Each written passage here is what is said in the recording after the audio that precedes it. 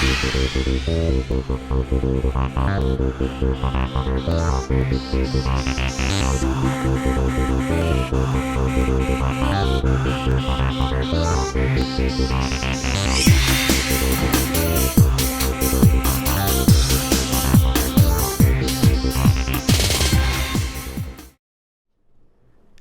and welcome to Hot Cocoa episode 14.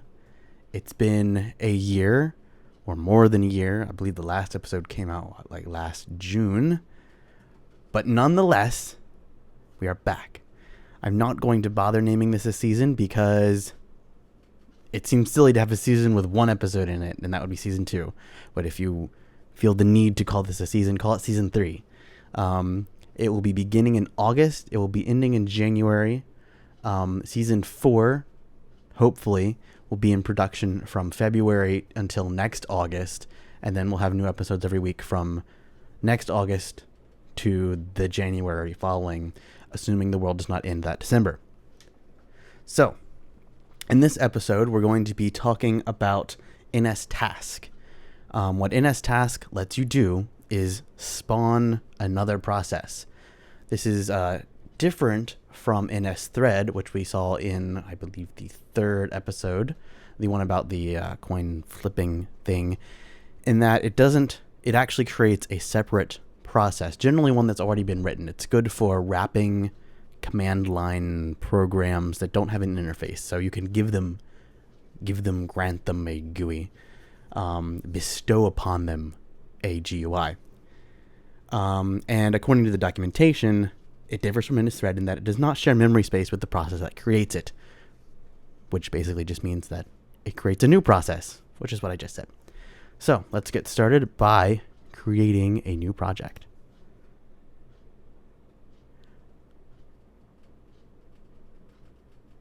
Yeah, there it goes. All right. We'll just be using a standard Cocoa application project, nothing special.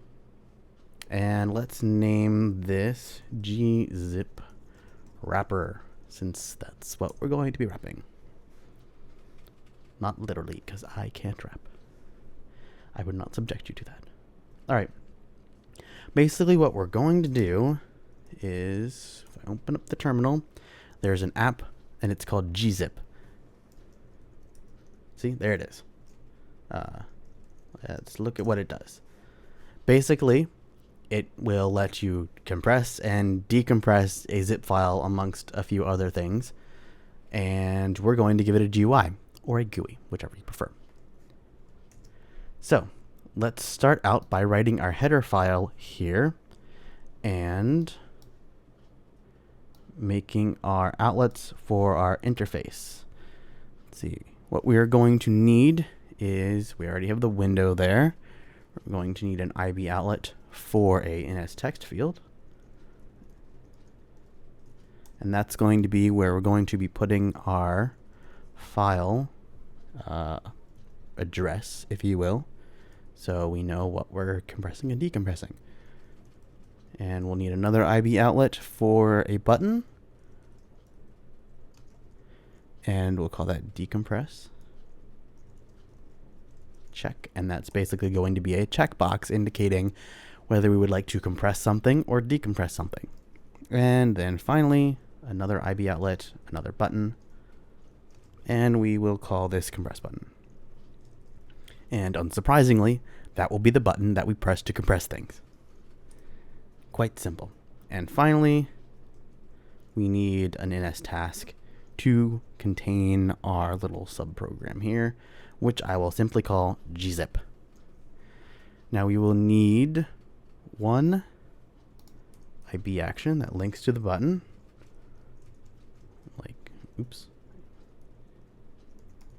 There we go. And we'll call that compress file. And we will also need another action which returns void. And we'll call that finished compressing.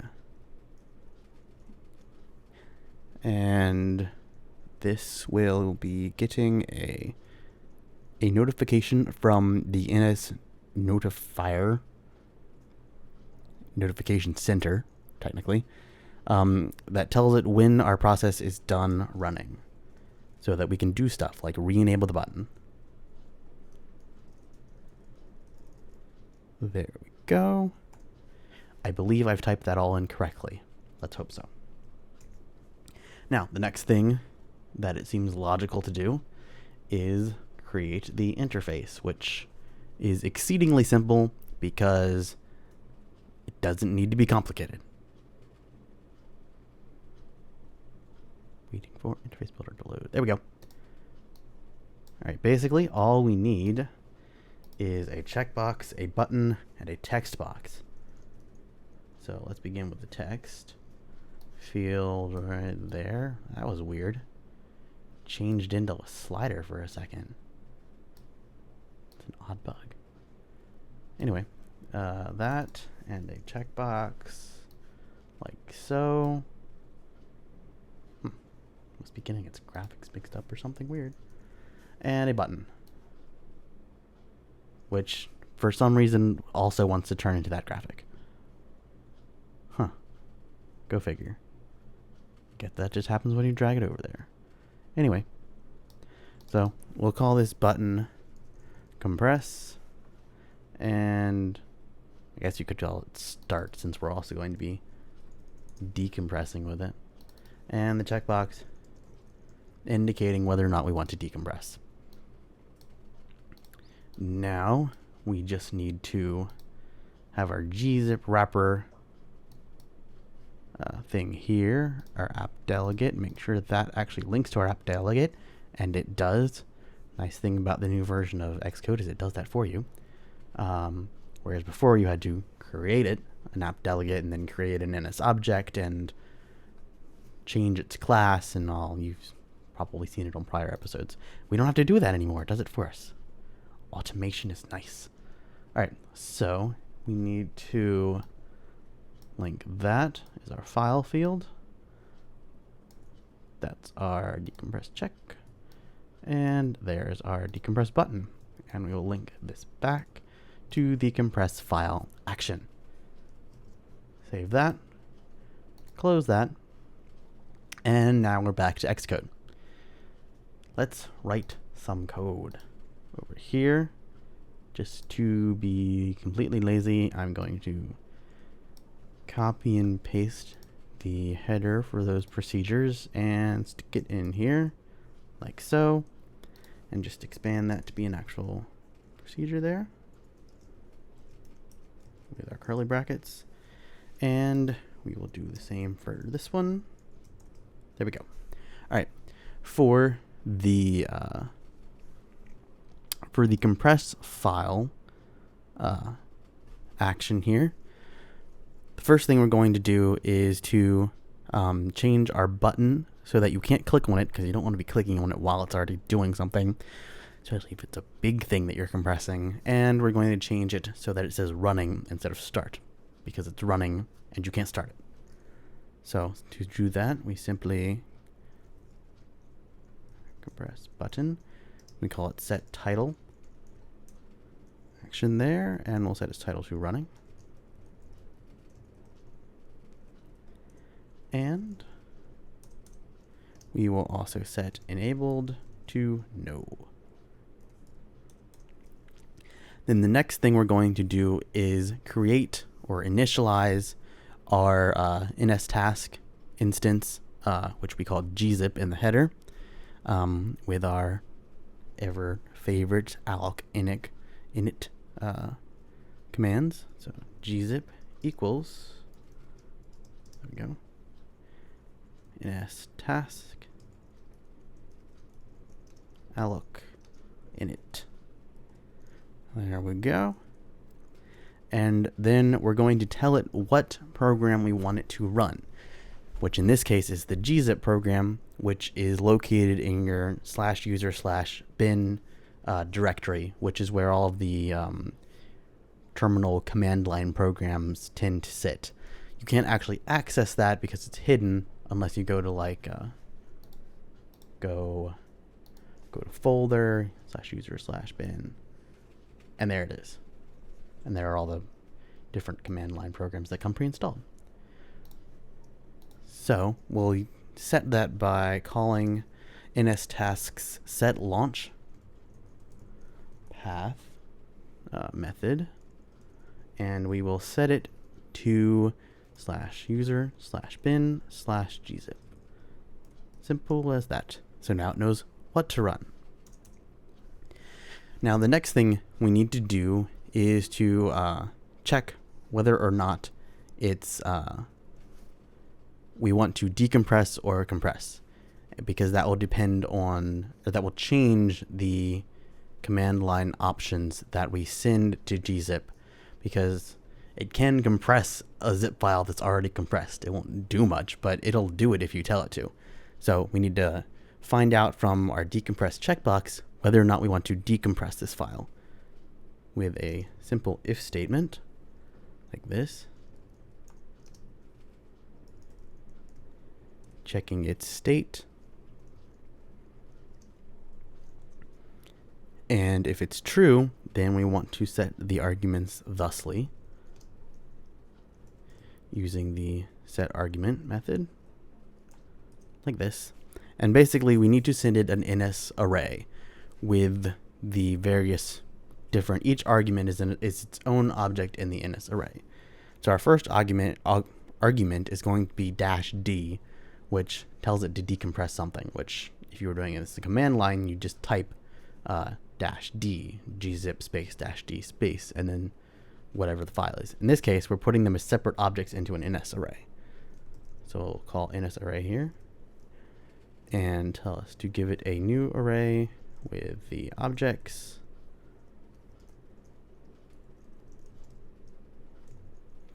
And our first object is just going to be an NS string -d, and our second one is going to be the location that the user entered into the file field. So we'll get the string value from there, and you have to end it in a nil, otherwise it won't work. So we'll just close it off with nil, close that, and we're done. So that's if we want to decompress it. Now if you want to if we want to compress it, we have to make an else statement here, and we want to gzip set arguments, create a new NS array with objects. We don't need the -g this time because we're compressing it. So we'll start out with the file field and string, get its string value, and because we can, since we're only making it with one object, we don't need the with objects. We can use the with object, and we don't need a nil in this case because there's only one of them. So close that off. And finally, we need to start our little gzip process, which you can do with the launch method. Now, we also need to do the finished compressing one, which basically when it comes back, we need to set the buttons back so that you can actually do stuff with them, which we can do really easily with compress button, set title, set it back to start, and we will re-enable it. Set enable to yes, and just in case, we're going to free up the memory that we created in the process and make sure that gzip is really gone by setting it to nil. Now there's one more method we need to add, and that is the init method. Since we're using an NS notification here, we need to set up NS notification center to add ourselves as an observer so that it knows to tell us when the file, or when our NS task has stopped running. And in order to set that up, we're going to do that in the init here. Now you don't need to declare that in the header because it's already there. It's just not explicitly stated until we overwrite it. We're basically overwriting the init function that already exists. And because we need to make sure that it does what it would have done had we not overwritten it. And we can do that by setting self equal to super init, which tells its superclass to init, and so we have something to work with. Now, to set up the NS notification center, basically go to NS notification center, like so. We'll get the default center, and we want to add ourselves as an observer, self for key path. I always seem to have trouble getting those to line up. For key path, which we don't need actually, so we're not using that, and we don't need the options. We don't need the, do we? No. All right.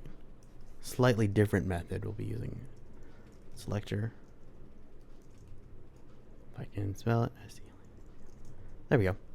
And we want to set our selector to the finished compressing method, and the name will be NSTask did terminate notification. So that's the notification that we want. We want to be notified when the NSTask terminates, and the object will be nil.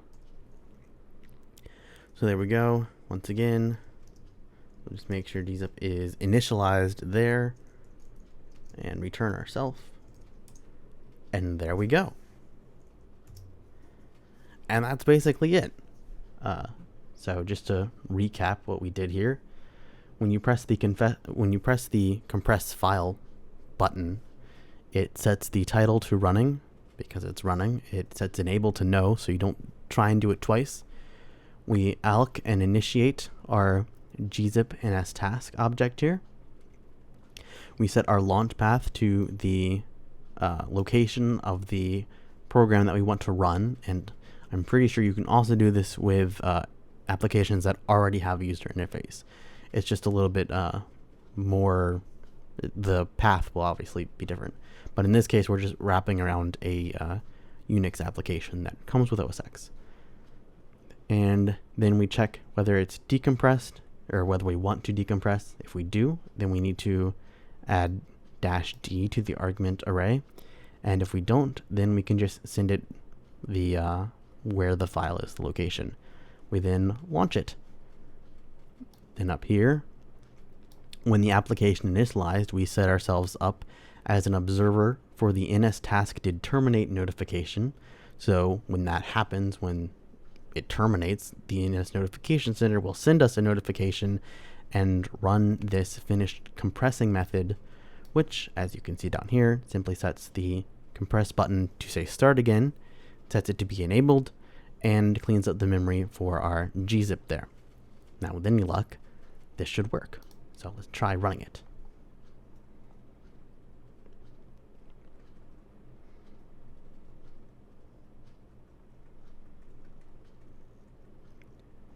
What do you mean it's undeclared? I declared it right there. Ah, there's the problem. Typo. Let's try that again. Ah, now it runs. That's much more running. Anyway, let's compress this nice little PDF here that I happened to find in the documents folder. See if this works. We'll uncheck decompress, hit start, and there it is. You have a nice little gzip file of that. Now let's try uncompressing it, like so. Let's get rid of what was already in there. Decompress, start, bam, we have our PDF back. So that's the very basics of NSTask.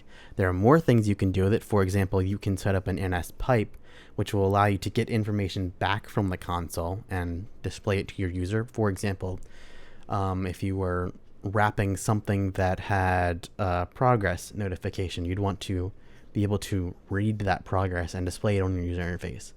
But we're not doing that here. Maybe in a future episode. But for now, that's the basics of NSTask. See you next episode.